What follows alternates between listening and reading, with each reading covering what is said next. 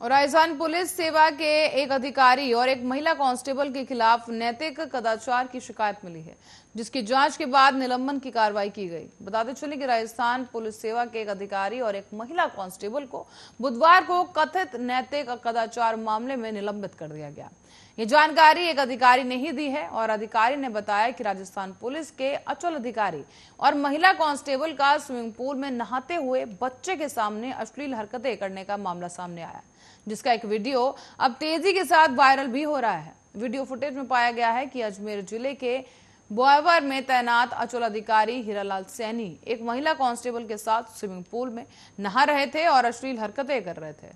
शर्म करने वाली बात है कि महिला का 6 साल का बेटा भी स्विमिंग पूल में ही था और उसके सामने ही दोनों अश्लील हरकतें कर रहे थे। महिला कांस्टेबल के पति ने जब वीडियो देखा तो वो आनन फानन में शिकायत लेकर डीजीपी एमएल लाठर के पास गया, जिसके बाद मामले का संज्ञान लेने के बाद डीजीपी ने दोनों को कथित नैतिक कदाचार मामले में निलंबित कर दिया है। साथ ही इस पूरे मामले को लेकर जांच के आदेश भी जारी किए गए।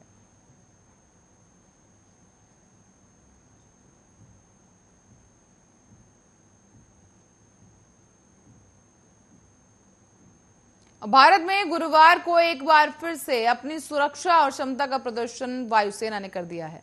पाकिस्तान सीमा से 40 किलोमीटर दूर बाड़मेर में हवाई अड्डे पर जिस तरीके से बनी 3 किलोमीटर लंबी इमरजेंसी फील्ड लैंडिंग स्ट्रिप पर सुपर हरक्यूलिस ने लैंडिंग की है। बता दें, वायुसेना ने एक नया इतिहास बना दिया। जहां कभी गाड़ियां दौड़ा करती थी, वहां पर अब विमान लैंड करेंगे।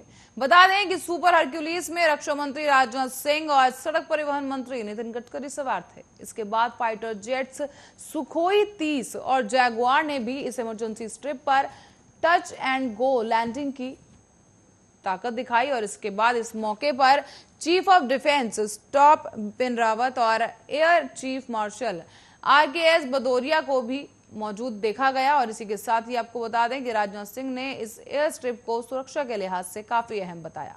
राजनाथ सिंह ने कहा कि अपने सड़क पर ट्रैक्टर बैलगाड़ियां चलते हुए जरूर देखा होगा, लेकिन अब आप सड़क पर विमान उतरते हुए देख रहे हैं। इंटरनेशनल बॉर्डर से कुछ ही दूर ऐसी एक स्ट्रिप का तैयार होना यह साबित करता है कि हम अपनी रक्षा के लिए काफी तैयार हैं और सक्षम हैं। हम एक भारत और सशक्त भारत की दिशा में तेजी के साथ कदम बढ़ा रहे हैं। आपकी जानकारी के लिए बता दें कि इस हवाई पट्टी को बनाने में 33 करोड़ रुपए खर्च किए गए। रक्षा और ट्रांसपोर्ट मंत्रालय से सहयोग से देश में इस तरह के करीब 12 हाईवे तैयार किए जाएंगे।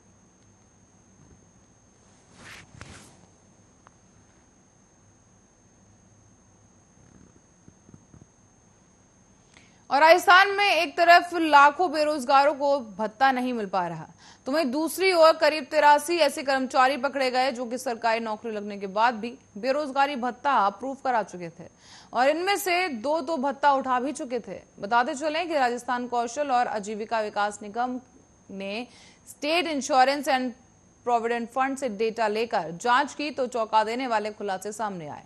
इनमें से 2 तो सरकारी शिक्षक बनने के बाद भी बेरोजगारी भत्ता ले चुके थे। इसका पता चलते ही श्रम और रोजगार विभाग के सचिव नीरज पवन ने फोन किया और मामले के बारे में पूछताछ की। इसके साथ ही सचिव का फोन जाते ही दोनों ही चौंक गए। दोनों ने कहा कि हमसे गलती हो गई, जो भी भत्ता मिला है जल्दी ही उसे वापस कर देंगे। हालांकि दोनों ने मिलकर करीब 20,000 रुपए का ही भत्ता लिया था, लेकिन अब दोनों के खिलाफ कार्रवाई की जाएगी और बाकी की जांच भी जारी कर दी गई है। इसी के साथ ही आपको बताते चलें कि नौकरी के बाद भी बेरोजगारी भत्ता लेने वालों के खिलाफ विभाग ने सभी जिला अधिकारियों से वेरिफिकेशन करने के निर्देश दिए हैं। इस तरह से अब मामले सामने आते हैं कि अब विभाग ने फैसला किया है कि सरकारी या प्राइवेट नौकरी के बावजूद अगर बेरोजगारी भत्ता लेने वालों को पकड़ने के लिए हर महीने 2% बेरोजगारों का सैंपल वेरिफिकेशन करवाया जाएगा। विभाग ने सभी जिलों के अधिकारियों को वेरिफिकेशन के लिए पत्र भी लिख दिया है और इससे अब सरकारी या फिर नौकरी करने के बाद नौकरी के बावजूद बेरोजगारी भत्ता लेने वाले लोग पकड़े जाएंगे और अब तक जो बेरोजगारी भत्ते के लिए आवेदन कर चुके हैं उनकी भी रैंडम जांच हो सकती है।